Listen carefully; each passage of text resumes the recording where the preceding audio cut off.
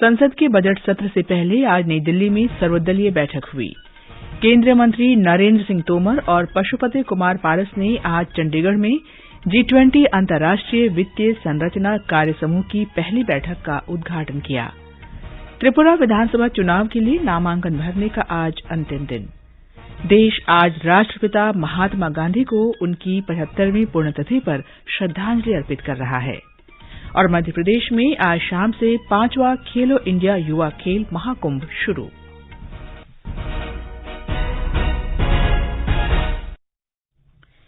दोपहर समाचार के साथ मैं कनकलता।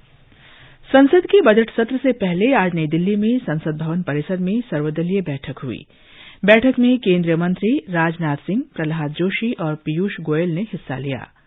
राष्ट्रवादी कांग्रेस पार्टी के अध्यक्ष शरद पवार, तृणमूल कांग्रेस के सुदीप बंदोपाध्याय, मार्क्सवादी कम्युनिस्ट पार्टी के इलामरम करीम, शिवसेना उद्धव ठाकरे गुट की प्रियंका चतुर्वेदी, राष्ट्रीय जनता दल के मनोज झा और आम आदमी पार्टी के संजय सिंह ने भी इसमें हिस्सा लिया। बैठक में सरकार ने दोनों सदनों की कार्यवाही सुचारू रूप से सुनिश्चित करने के लिए सभी राजनीतिक दलों से सहयोग की अपेक्षा की। एक रिपोर्ट। संसद का बजट सत्र कल से शुरू हो रहा है। राष्ट्रपति द्रौपदी मुर्मू पहले दिन केंद्रीय कक्ष में लोकसभा और राज्यसभा की संयुक्त बैठक को संबोधित करेंगी। राष्ट्रपति द्रौपदी मुर्मू पहले दिन केंद्रीय कक्ष में लोकसभा और राज्यसभा की संयुक्त बैठक को संबोधित करेंगी। कल ही दोनों सदनों में आर्थिक सर्वेक्षण पटल पर रखा जाएगा। बजट सत्र 6 अप्रैल तक चलेगा और 66 दिनों में इसकी 27 बैठकें होंगी। सत्र का पहला भाग 13 फरवरी तक चलेगा। 14 फरवरी से 12 मार्च तक सदन की कार्यवाही नहीं होगी और इस दौरान विभागों से संबद्ध संसदीय स्थायी समितियां अनुदान मांगों की समीक्षा करेंगी और अपने मंत्रालयों और विभागों से संबंधित रिपोर्ट तैयार करेंगी। बजट सत्र का दूसरा भाग 13 मार्च से शुरू होगा और 6 अप्रैल तक चलेगा। समाचार कक्ष से देवेंद्र त्रिपाठी। कृषि और कल्याण मंत्री नरेंद्र सिंह तोमर और खाद्य प्रसंस्करण उद्योग मंत्री पशुपति कुमार पारस ने आज चंडीगढ़ में G20 की भारत की अध्यक्षता के अंतर्गत अंतर्राष्ट्रीय वित्तीय संरचना कार्य समूह की पहली बैठक का उद्घाटन किया। भारत की अध्यक्षता में G20 का विषय है वसुधैव कुटुंबकम या एक पृथ्वी, एक परिवार, एक भविष्य। ये समान विकास और सभी के लिए साझा भविष्य के संदेश को रेखांकित करता है। इस अवसर पर कृषि मंत्री नरेंद्र सिंह तोमर ने कहा कि G20 की मेजबानी करना सभी नागरिकों के लिए गर्व का विषय है।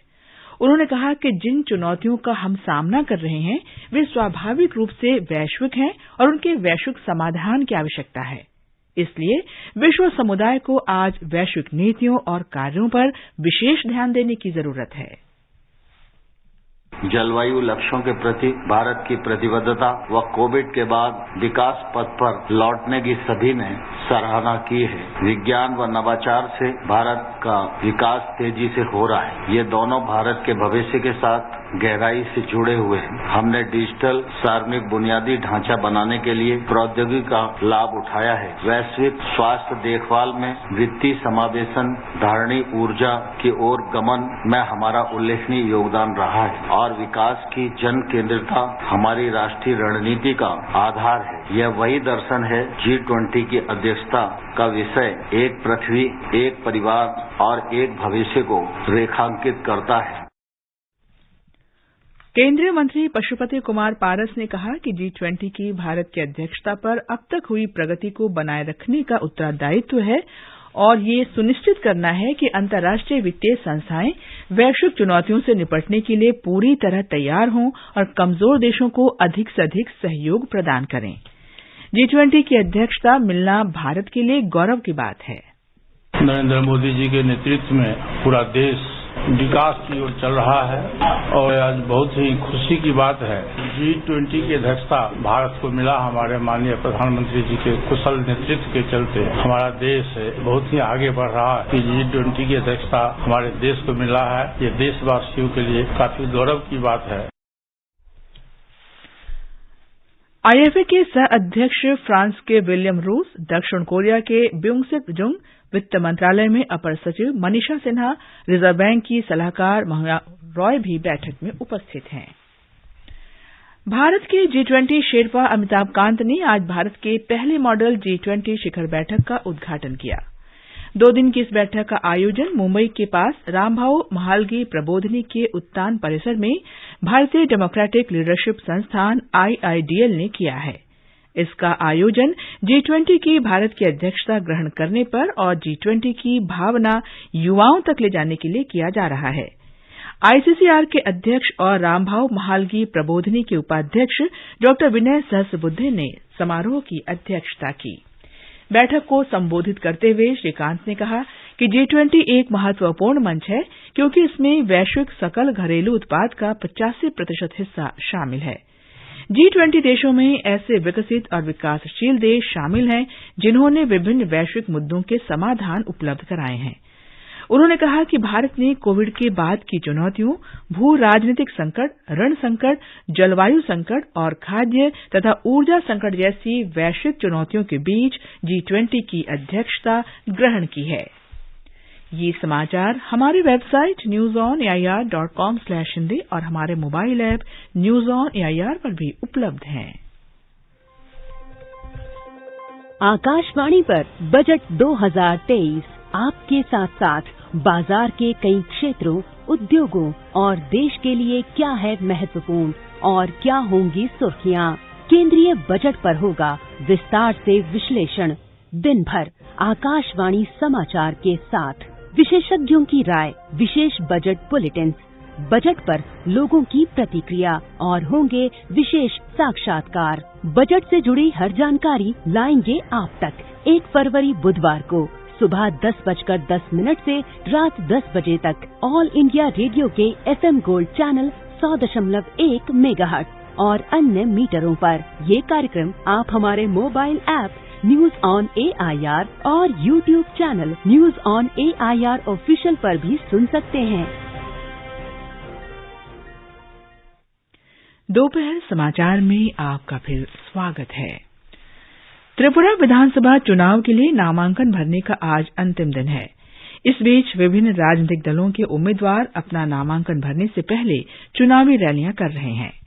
सत्तारूढ़ भारतीय जनता पार्टी के सभी 55 उम्मीदवार अपने अपने जिलों में चुनाव अधिकारियों के समक्ष नामांकन पत्र प्रस्तुत कर रहे हैं। हमारे संवाददाता ने बताया है कि इसके अलावा कांग्रेस और तृणमूल कांग्रेस के कुछ उम्मीदवारों ने भी अपने पर्चे दाखिल किए हैं, जबकि कुछ उम्मीदवार पर्चे भरने जा रहे हैं।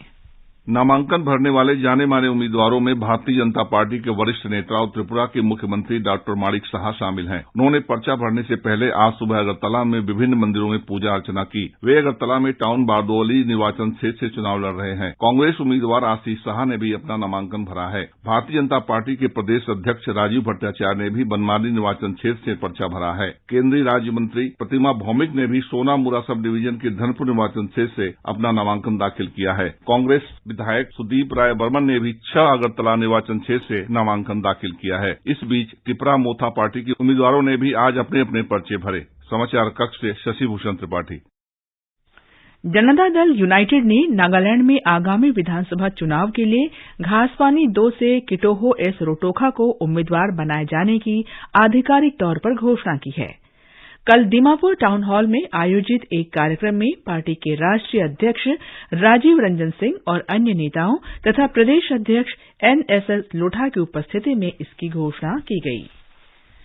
राष्ट्रीय अन्वेषण अभिकरण NIA ने छत्तीसगढ़ के बीजापुर मुठभेड़ मामले में एक नक्सली महिला को कल बीजापुर जिले के भोपालपट्टनम इलाके से गिरफ्तार किया।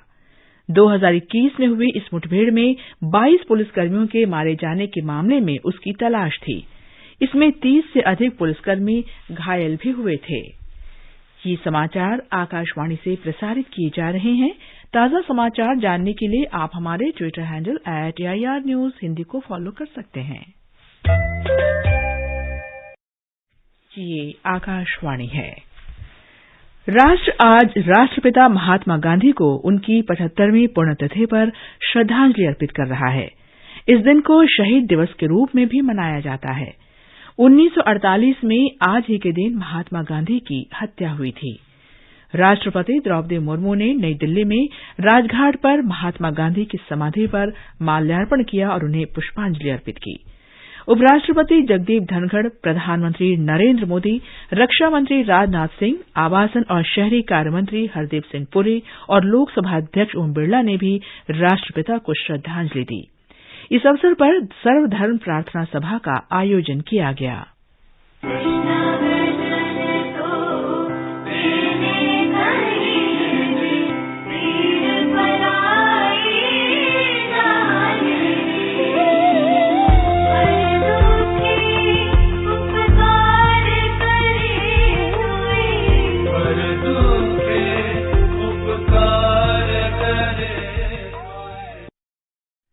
आज शहीद दिवस के अवसर पर देश भर में दिन में 11:02 का मौन रखा गया।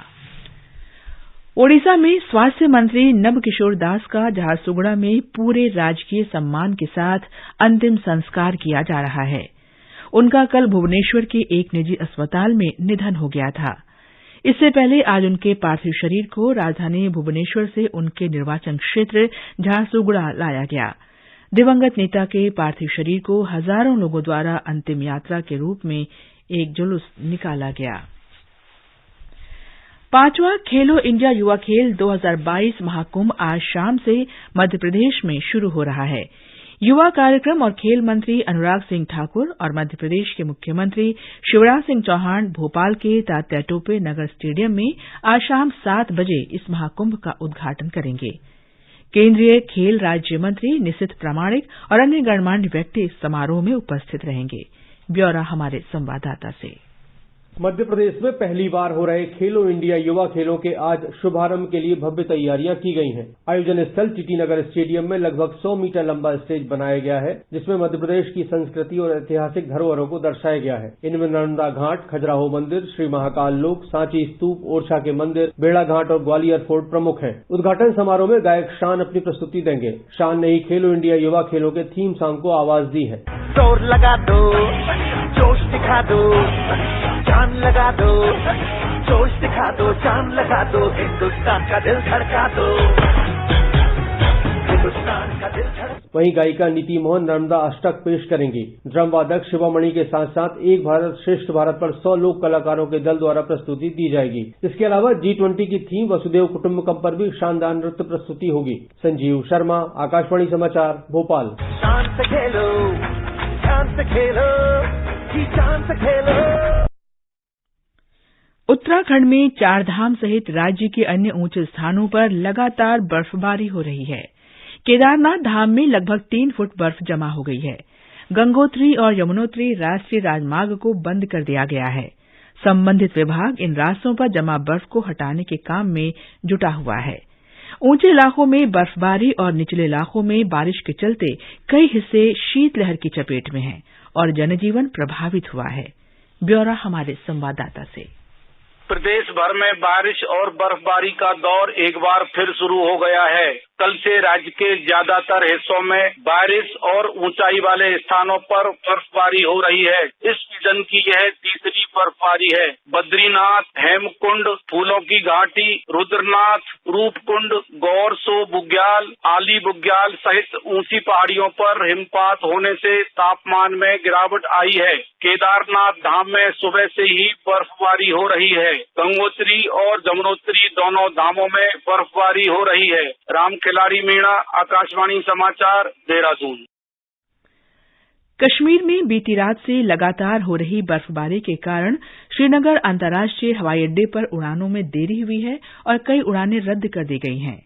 इसके अलावा जम्मू श्रीनगर राष्ट्रीय राजमार्ग सहित विभिन्न सड़क मार्ग बंद हो गए हैं और बारामूला बनिहाल रेल सेवा स्थगित करनी पड़ी है। अंत में मुख्य समाचार एक बार फिर। संसद के बजट सत्र से पहले आज नई दिल्ली में सर्वदलीय बैठक हुई।